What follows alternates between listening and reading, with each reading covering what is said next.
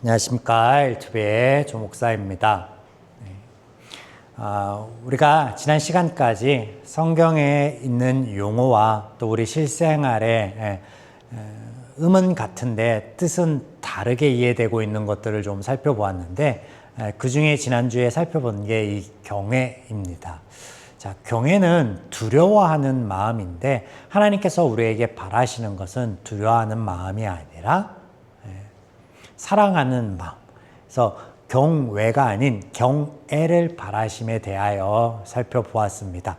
자, 이번 주에 살펴볼 것은 주권과 섭리라는 대목입니다. 주권과 섭리. 자, 먼저 관련된 구절을 좀 보도록 하겠습니다. 전도서 3장입니다. 전도서 3장에는 우리에게 너무나 익숙한 구절들이 등장합니다.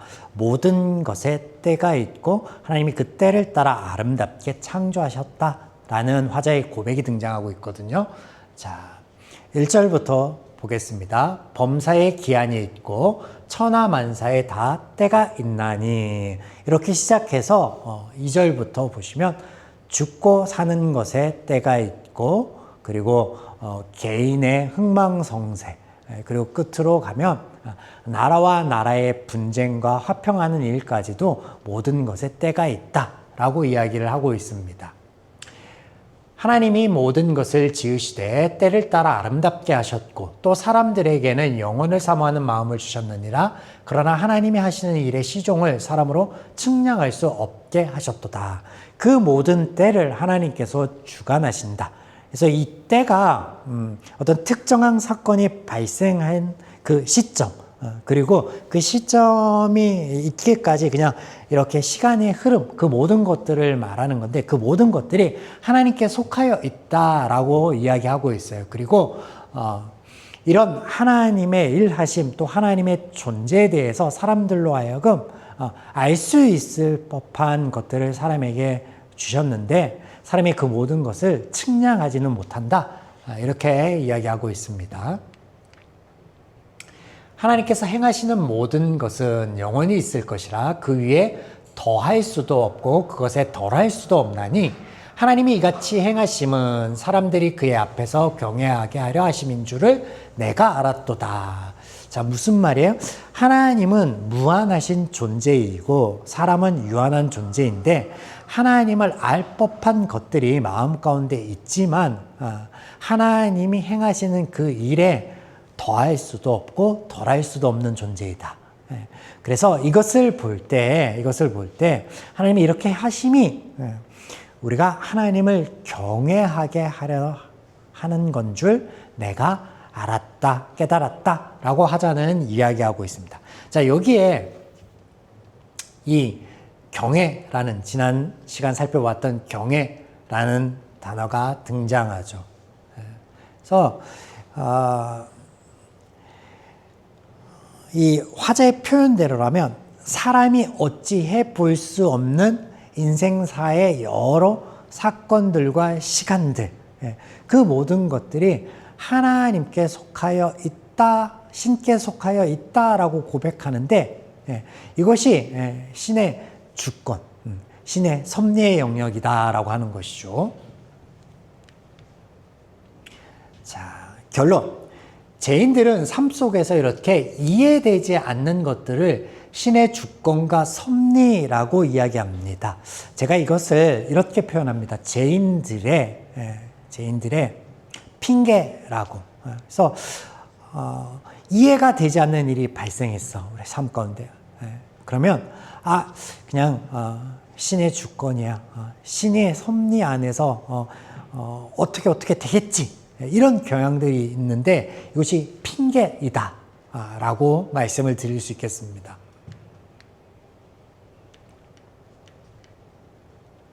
자, 보겠습니다. 9장 10절에 보면 여호와를 경외하는 것이 지혜의 근본이요 거룩하신 자를 아는 것이 명철이라라고 말하고 있어요. 잠언의 이 말씀은 뭐냐면 하나님을 아는 것이 지혜의 근본이고 명철이다. 그래서 이 잠언에서는 하나님께서 하나님 당신을 지혜로 표현하고 있고 이 지혜를 사람들에게 알리시기 위해서 직접 발품 팔아서 뛰어다니는 모습으로 기록하고 있거든요. 그래서 전도서의 화자의 이야기대로라면 다 알 수 없다라고 하는데 하나님께서는 당신의 행하심, 당신의 일하심, 계획하심, 당신의 마음을 우리들에게 보여주기 위해서 애쓰고 계신다라고 이야기하고 있습니다. 그래서 전도서의 화자의 이야기랑은 다르죠. 네. 다른 이야기가 등장하고 있어요. 나 지혜로 말미암아 내 날이 많아질 것이요 내 생명의 해가 내게 더하리라. 예. 이게 무슨 말이냐면 하나님을 알면 아는 만큼 우리가 행복할 수 있다. 평안할 수 있다. 우리 삶을 아름답게 선하게 향유할 수 있다. 누릴 수 있다라고 말씀하세요. 때문에 하나님께서 꾸준히 부지런히 하나님을 알리시기 위해서 역사하고 계신 것으로 성경에는 기록하고 있습니다.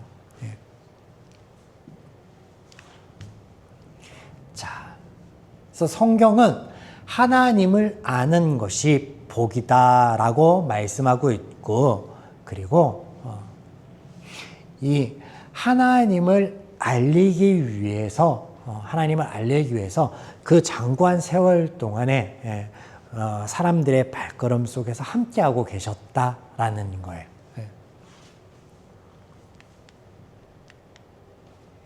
자, 그러므로 이 앞서 살펴본 전도서의 화자의 말은 하나님께서 성경에서 말씀하시는 것과 다른데 어떤 차이가 있는지 좀 보겠습니다.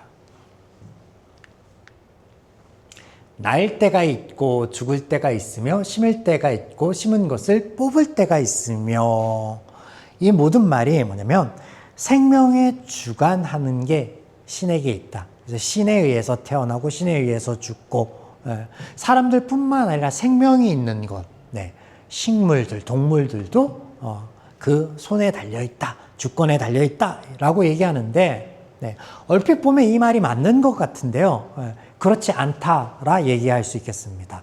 이를테면 성경에서 그 첫 번째 죽음을 살인으로 기억하고 있는 거, 여러분 창세기 기억나시죠? 자, 내 사랑하는 사람이, 내 가장 가까이에 있는 사람이 범죄 피해로 인하여 죽음을 맞이했습니다. 자, 그때 우리는 하나님의 섭리야, 하나님의 주권에 달려있어 라고 고백할 수 있겠습니까? 아니요. 그렇게 고백하지 않습니다. 왜라는 말이 먼저 튀어나오죠. 이럴 수는 없다고. 하나님이 살아계신다면 이럴 수는 없다고. 특별히 하나님을 향하여 신앙생활을 열심히 하였거나 믿음생활을 열심히 하였다라고 하는 사람들 안에서는 더 반발이 심하겠죠. 그렇지 않습니다. 그렇지 않아요. 질병으로 인한 죽음, 사고로 인한 죽음, 그런 일상에서 있을 수 있는 죽음들이 모두 하나님의 손에 있는 게 아니라 사람들이 살아가는 그 삶, 그래서 본인이 스스로 영위하는 그 삶에 달려있는 거예요. 내가 건강한 음식을 먹고 건강을 위해서 열심히 몸을 잘 가꾸면 그러면 오래 사는 거예요. 질병 없이 건강하게 사는 거예요. 그런데 그렇지 않고 해로운 것들을 계속해요. 그리고 위험한 액티비티를 즐겨요. 그러면 얼마든지 사고로 인하여 그 수명이 예상보다 짧을 수 있죠. 다릅니다. 자, 또 찾을 때가 있고 잃을 때가 있으며 지킬 때가 있고 버릴 때가 있으며, 이 6절의 이 말은 뭐냐면 모든 재물의 모음과 그리고 축척이 다 신의 섭리 안에 주권에 있다라고 이야기하는데요. 자, 이 말을 부자들은 수긍할 수 있겠죠. 근데 저나 여러분들 대부분의 사람들은요 늘 결핍을 안고 살아가잖아요. 지금 이 모습이 이렇게 좀 부족하고 이렇게 결핍이 있는 모습이 하나님께서 원하시는 모습이라고 하면 아멘 할 수 있겠습니까? 아니에요. 그렇지 않습니다. 또 5절에 보면 안을 때가 있고 않는 일을 멀리할 때가 있으며 라고 화자가 이야기하는데 이게 뭐냐면 사랑을 할 때가 있고 결별을 할 때가 있다라고 하는 거예요. 그리고 또 이것이 신의 주권, 섭리 안에 있다라고 얘기하는 거예요. 과연 그럴까요?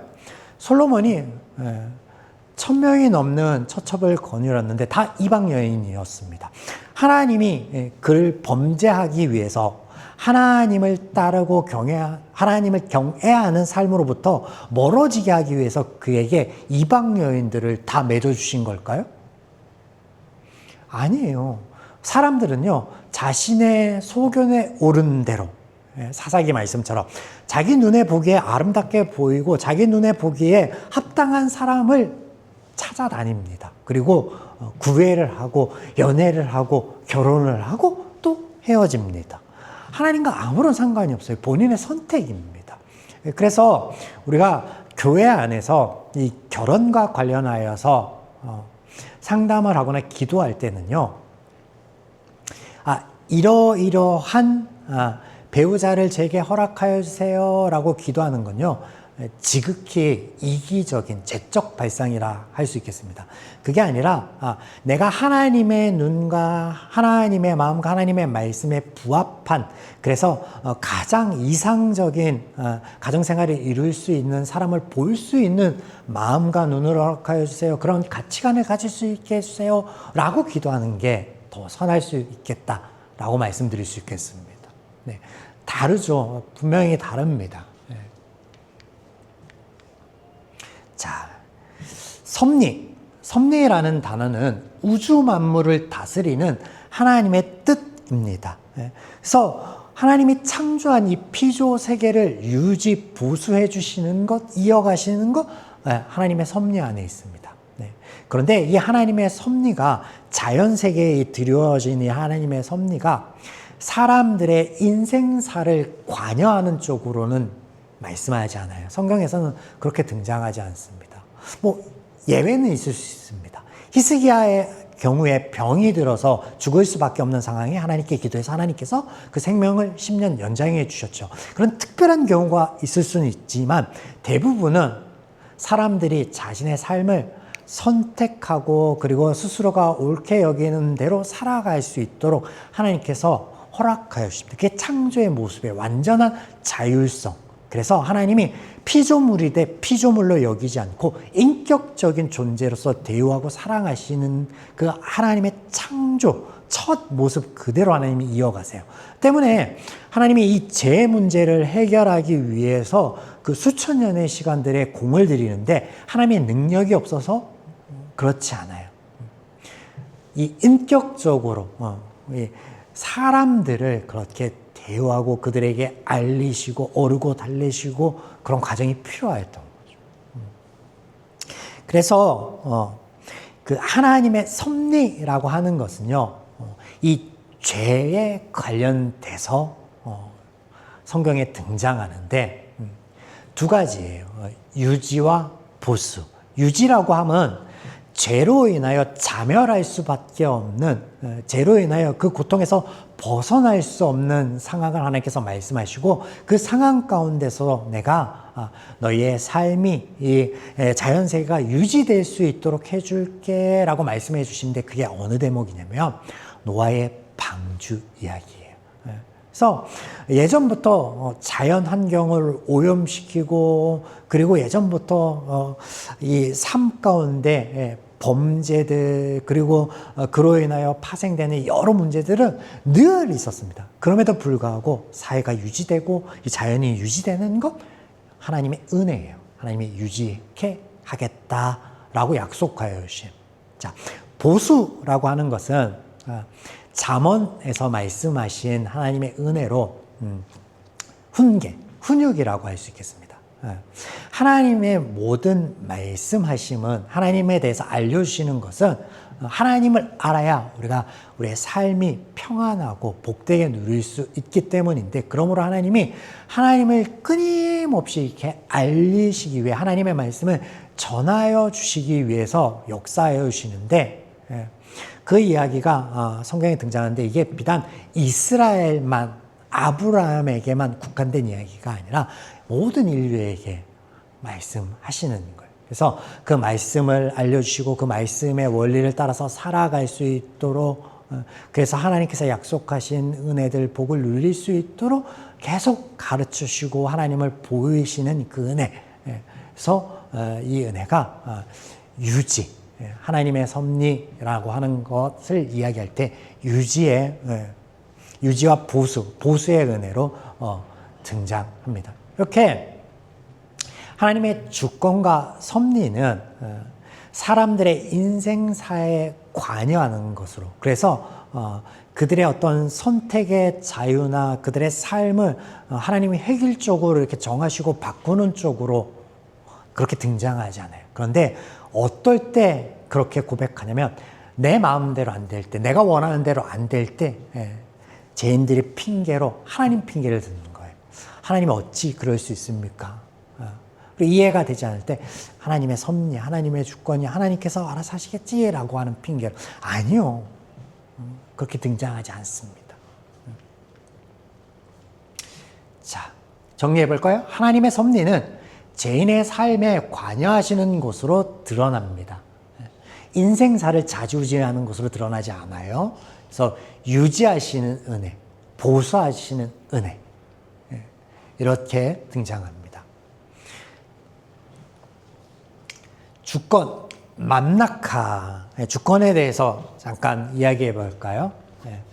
이 주권은 지배, 왕권, 지배, 왕권, 통치라는 의미가 있는데, 이게 이제 복음서에서부터는 예수님의 말씀 가운데 하나님의 나라라는 단어로 등장하는데, 이것은 장소적인 개념이 아니라 하나님의 통치가 이루어지는 그 하나님의 말씀의 원리를 따라 살아가는 삶으로 등장합니다. 자, 그래서 하나님의 주권은 하나님이 온 우주에 존재하는 모든 것들의 근원 되시고 창조주 되십니다. 그래서 하나님께 권리가 있어요. 하지만 하나님이 그 권리를 주장하는 것으로 드러나진 않아요. 그러면 이 주권은 어떻게 드러나냐면 우리가 우리의 삶 가운데 이것을 고백할 때, 믿음으로 바라볼 때 드러납니다. 그래서 하나님의 나라는 고백되어질 때, 우리의 삶 가운데 우리가 하나님의 말씀을 듣고 믿고 따를 때 드러나는 것이에요.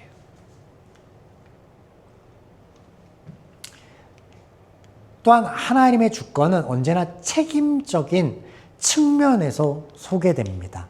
뭐냐면 하나님의 권리, 내가 너를 창조하였으니 내가 너의 아비 되니 너의 삶을 책임져 줄게. 너의 그 죄 문제 내가 책임져 줄게. 그래서 하나님의 이 일하심이 이런 책임적인 측면에서 강조되는데 이것을 우리가 주권이라고 할 수 있겠죠. 네. 그래서 이 주권은 앞서 말씀드린 것처럼 우리가 받아들일 때 드러난다, 임한다. 그래서 하나님이 주장하시는 게 아니라 하나님이 책임져 주시고 또 그 책임져 주신 하나님을 우리가 고백할 때 드러나는 거예요. 우리가 이렇게 주권과 섭리에 대하여 말씀과 또 성경에서 이야기하는 것들을 살펴보았는데, 하나님의 말씀은 우리를 옥죄이고 우리를 어떤 정해진 틀 안에 가둬놓지 않습니다. 우리를 더 자유롭게 하고 우리를 더 평안하게 합니다. 그런데 이것을 하나님께서 말씀하여 주시는 대로 우리가 선하게 받아들이고 볼 때입니다. 하나님의 주권이 우리가 그것을 고백하고 우리가 받아들일 때 드러나는 것처럼. 자, 오늘 주권과 섭리에 대하여 살펴보았습니다.